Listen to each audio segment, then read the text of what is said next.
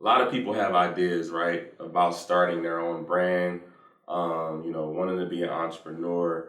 What type of advice would you kind of give to someone that, they have an idea that's in their head, but they're just scared to take that first leap, right? What advice would you give to someone that's looking to be, a founder or want to found their own brand, something like your swim brand?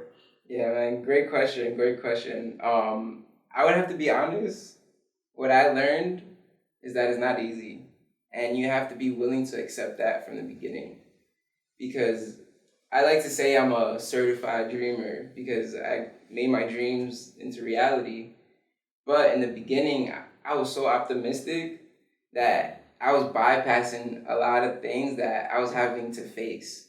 So it's knowing that people want to be entrepreneur and start their own business for the aspect of freedom.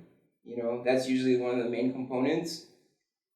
What I saw is that, yeah, I was busting my butt at Starbucks for 40 hours a week. And I was just telling one of my teammates yesterday, I'm like, yeah, I know I'm working at least 100 hours a week almost doing this. So being able to see that and be like, I'm willing to do that because this is something that is for myself, but also I'm going to enjoy.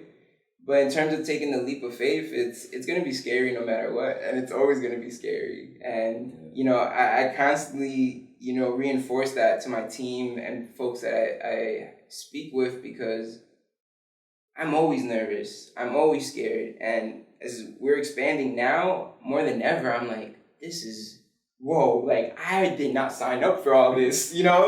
But I'm like, I did sign up for it. I just didn't read the fine print, I wanted to bypass everything and be like, well, I'm going to make my own hours. I'm going to be my own boss. But I'm like, yo, I work 100 hours minimum every week. But the thing is that I love it. And it's like, it fuels me. And if I don't do it, I don't feel that good. You know what I mean? So that's one thing, is being able to accept what it takes for this, but also just doing it. A lot of times too, people that want to be entrepreneurs and innovators or have some creative outlets that they want to express to the world, what happens is that there's a lot of fear that comes with that in terms of rejection. And also feeling to strive to be perfect, or it has to look a certain way before I show the world or I come out and do it. When we first came out with the swim waters, man, I should have brought a picture, boy, because we was there with our mini systems. Now we have a partnership with a manufacturer, an all-woman company in Pennsylvania. Wow. And, now they're able to, help us do that part of creating the water and the packaging, the labeling. But before, we was in the kitchen with it. We was in the kitchen with the mini systems, ordered fresh bottles, fresh labels, fresh tops. Yeah. And it looked crazy. Some labels were lopsided, it wasn't straight and stuff. And it was it doesn't matter how it looks, we just had to get it out. Wow. And we developed that perfectionism as we continue. It's never really perfect. Yeah.